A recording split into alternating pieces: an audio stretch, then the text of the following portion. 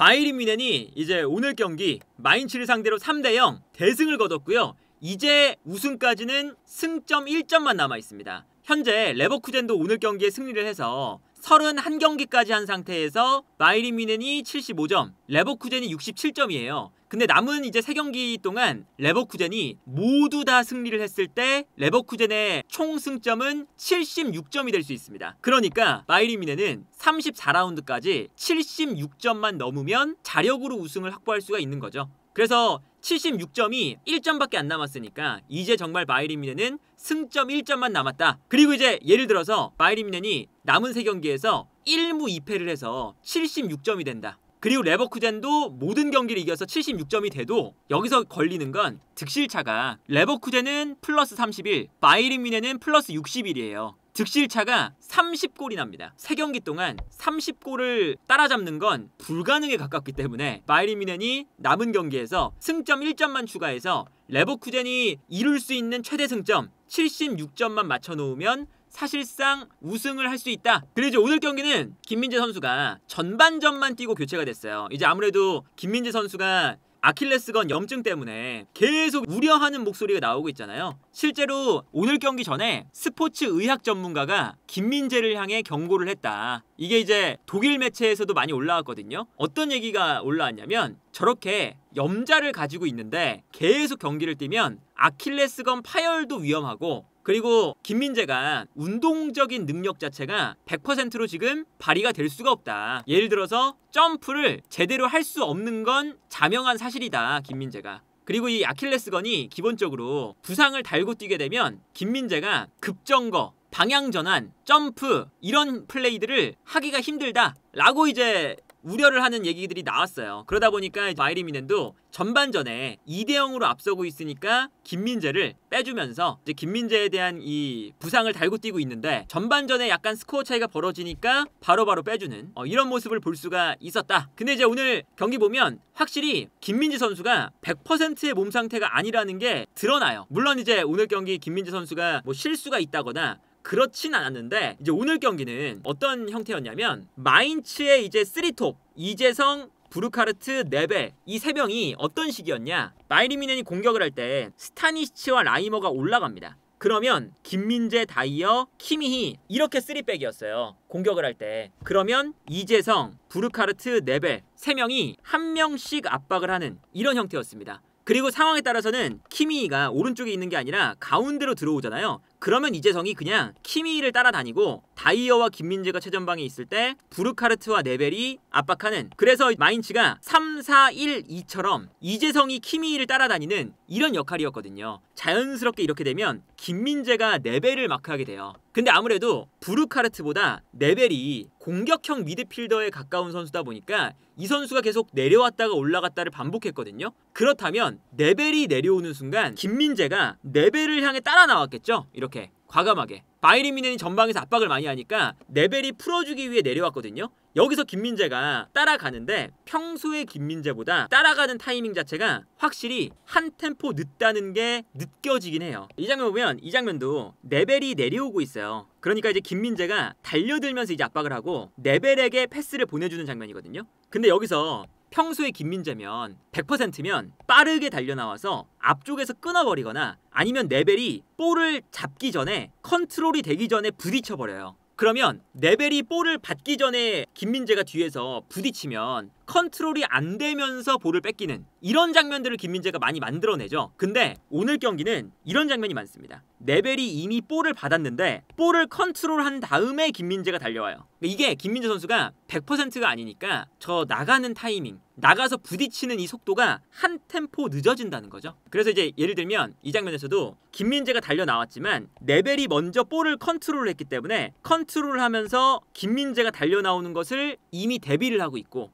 여기서 물론 이제 김민재를 달려 나올 때 순간적으로 방향 전환을 하면서 김민재를 돌파하려는 시도를 합니다. 여기서 이제 김민재가 계속 압박을 하니까 어쩔 수 없이 뒤로 백패스를 하는 장면이긴 했지만 사실 이렇게 상대가 컨트롤을 하게끔 놔두는 선수가 아닌데 오늘은 확실히 김민재가 저렇게 달라붙는 장면에서 상대가 볼을 컨트롤을 한 다음에 달려붙는 장면이 많다. 이 장면도 마찬가지입니다. 이 장면도 김민재가 달려나와요. 네벨이 일부러 측면으로 나와 있는데 여기서 패스가 들어갈 때 김민재가 평소 같으면 끊어내는 장면이 많았겠죠? 근데 여기서 약간 한 템포 늦으니까 네벨이 달려나오는 김민재를 보고 볼을 흘려줍니다. 뒤로. 그리고 그 순간 파블로비치가 뒤에서 사노카이슈를 막고 있었는데 사노카이슈가 달려나갈 때 파블로비치가 사노카이슈를 약간 놓쳤어요. 그러니까 김민재가 달려나왔는데 흘러나가는 볼. 이 공간으로 사노카이슈가 뛰는 거죠. 그래서 김민재가 달려나왔다가 이 공간으로 볼이 흐르니까 달려나가는 사노카이슈. 김민재가 다시금 돌아뛰면서 가까스로 이제 이 볼을 끊어내긴 했는데 이런 장면도 평소에 김민재였다면 저거를 미리미리 그냥 끊어버리는 플레이가 나왔을 것이다. 이 장면도 보시면 네벨이 내려와서 볼을 받고요. 김민재가 따라가고 있어요. 그리고 네벨에게 패스가 들어가는데 여기서 김민재 선수가 순간적으로 한 타이밍이 늦으니까 네벨이 볼을 잡아서 뒤로 패스. 김민재가 일단 달려 나왔는데 컨트롤이 안 됐죠? 그러면서 뒤로 볼이 빠지면서 다른 선수가 이제 뒤에서 볼을 잡는, 김민재는 이제 끌려 나가 있고요. 이런 장면들을 보면 확실히 이제 김민재 선수가 100%의 컨디션은 아닌 게 확실하다. 그러니까 이게 뒷공간을 커버하는 장면에서 치명적인 실수는 오늘 단 한 번도 안 나왔지만 이제 김민재가 100%가 아니라는 것은 볼 수가 있었다. 그래서 예를 들면 이런 장면들 있잖아요. 이 장면을 보면 여기서는 이제 김민재가 앞에 있고 뒤에 다이어가 있었습니다. 그리고 이 사이 공간으로 부르카르트가 뛰어나가죠. 그러면 보통 이제 다이어가 따라가거나 오프사이드 라인을 걸어야 돼요. 뒤에 있는 선수가. 아무래도 김민재는 반대편을 바라보고 있으니까 뒷공간으로 뛰는 선수를 더 뒤에 있는 선수가 봐줘야죠. 그런데 여기서 뛰어가는 부르카르트의 패스가 들어가는데 다이어가 오프사이드 라인을 처음에 못 맞췄어요. 그러니까 여기서 다이어가 멈췄는데 김민재가 앞에 있었으니까 다이어가 여기서 멈추면 안 되거든요. 이제 아무래도 다이어는 가장 뒤에 있었기 때문에 선수들의 위치를 볼 수가 있잖아요. 그러면 부르카르트가 달려갈 때 자기가 최종 수비가 되면서 오프사이드 라인을 걸어야 되는데 김민재가 가장 앞에 있는데 본인이 오프사이드 라인을 걸어버린 거예요. 호흡이 좀 안 맞았죠 여기서. 그래서 부르카르트가 그대로 뛰어나가고 김민재가 앞에 있으니까 오프사이드가 안 되면서 패스가 들어갑니다. 근데 여기서 김민재가 부르카르트를 볼 수가 없으니까 뒤로 그냥 볼이 빠져요. 아무래도. 그러면 부르카르트를 김민재가 뒤통수에서 봤으니까 못 보고 있다가 돌아서면서 이제 부르카르트를 따라가야 되거든요. 이게 기본적으로는 공격수가 수비수보다 훨씬 더 유리한 상황이죠. 그리고 이때 부르카르트가 뛰어가면 우파메카노였다면 따라가지고 김민재가 이제 반대로 움직이는 이게 될 텐데 여기서 다이어는 부르카르트를 놓치는 순간 따라가는 것을 못합니다. 이거는 뭐 어쩔 수 없는 다이어의 단점이죠. 그러면서 이제 부르카르트 놓쳤어요. 그래서 이제 김민재가 부르카르트를 따라가죠. 그리고 여기서는 아예 뒷공간이 열렸기 때문에 사실 수비수 입장에서 굉장히 불리한 상황이에요. 김민재는 따라가고 있고 공격수는 여기서 볼이 넘어올 때 슈팅 찬스가 나오니까 공격수 입장에서는 여기서 마무리를 해도 되고 김민재가 달려오니까 달려오는 김민재의 역동작을 활용할 수도 있는 거죠. 당연히 여기서는 공격수가 수비수보다 유리한 상황이거든요. 그래서 여기서 부르카르트가 볼을 컨트롤했을 때 김민재가 달려오니까 달려오는 김민재를 보고 여기서 한번 접습니다. 근데 여기서도 이제 다이어가 약간 아쉬운 건 뒤에서 커버가 좀 안 들어와요. 부르카르트를 놓친 것도 사실은 다이어였고 커버가 좀 들어와야 되는데 김민재가 불리한 상황이었는데 김민재는 달려가고 부르카르트가 접었죠. 여기서 커버가 늦으니까 그대로 부르카르트가 커버가 안 들어오는 순간 바로 슈팅. 물론 이 슈팅이 잘못 맞았지만요. 근데 여기서 이제 김민재 선수가 매우 불리한 상황이었는데 평소에 100% 김민재였다면 달려가서 부르카르트가 역동작을 보고 접어도 접는 순간 김민재가 따라가지 않았을까, 뭐 이런 상상을 해볼 수가 있는 건데 저 장면은 김민재가 부르카르트를 못 막았다 라고 하기엔 부르카르트가 훨씬 더 유리한, 김민재 입장에서는 달려나가는 선수를 따라가야 되는 불리한 상황이었다. 근데 이제 오늘 경기에서는 기본적으로 김민재 선수가 뒷공간에 대한 커버를 굉장히 잘했던 경기였어요. 그리고 이제 오늘 경기는 아까도 보여드렸지만 마인츠가 1대1로 완벽하게 상대를 앞쪽에서 눌러주려는 전략이었거든요. 다이어를 부르카르트, 김민재를 네벨, 키미를 이재성 이렇게 따라다니는 거였어요. 근데 여기서 압박을 향해서 들어오니까 뒤에 있는 선수들도 막 달려와요. 뒤쪽에서부터.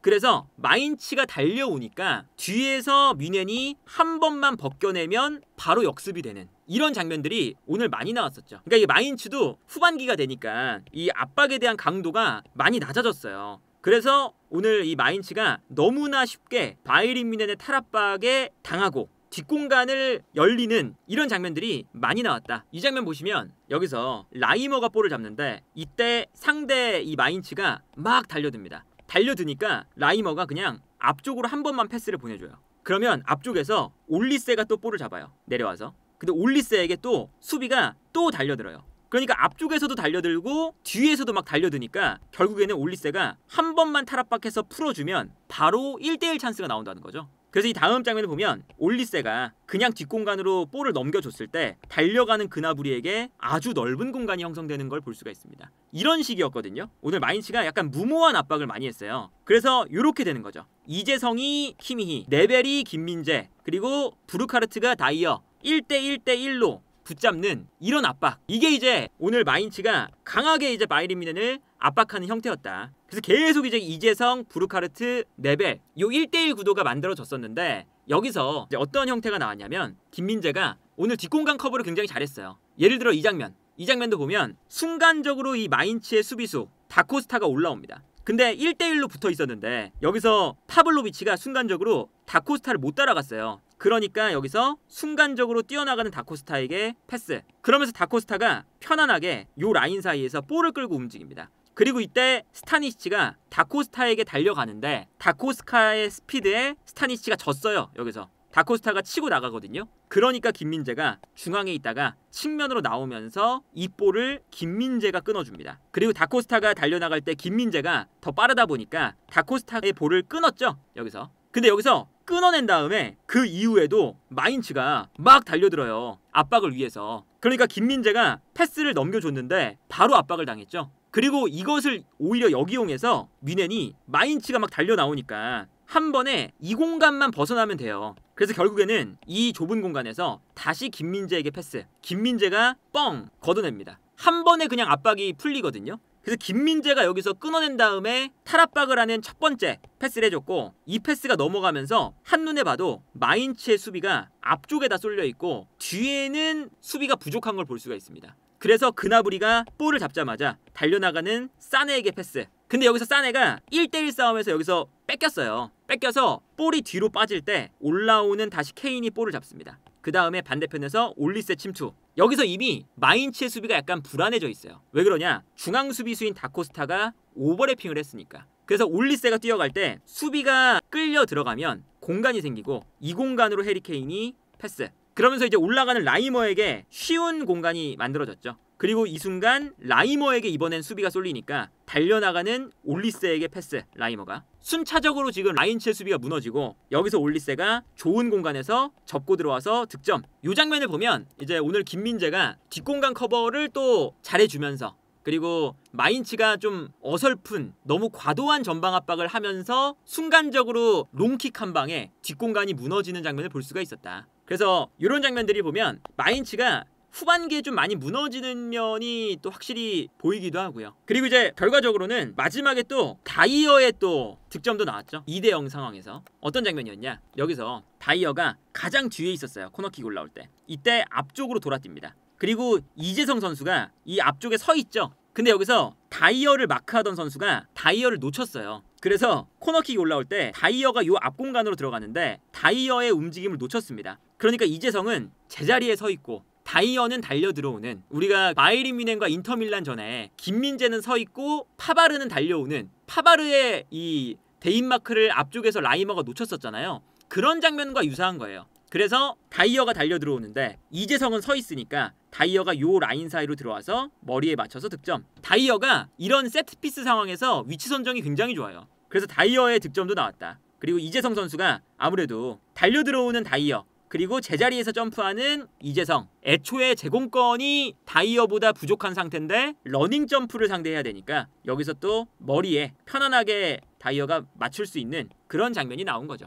그래서 어쨌든 오늘 바이에른 뮌헨이 3대0 대승을 거두면서 이제는 정말 승점 1점만 남았고, 사실 오늘 레버쿠젠이 비기거나 졌으면 그러면 우승 확정이라서 바이에른 뮌헨이 이렇게 맥주 파티를 준비해놨다 라는 얘기까지 있었는데, 일단은 맥주 파티는 다음 경기로 미루게 됐다. 그리고 다음 경기가 라이프치히 원정이에요. 그러니까 원정에서 우승을 확정지을 가능성이 높고, 그 다음 경기 라이프치히전 그 이후에는 바로 그 다음 경기가 홈 경기거든요. 멘헨글라드바흐와 만납니다. 요 홈 경기에서 아마 맥주 파티를 할 가능성이 매우 높아졌다. 그래서 이제 김민재는 물론이고 해리 케인과 다이어의 리그 우승, 메이저 타이틀 우승이 눈앞에 드디어 왔습니다.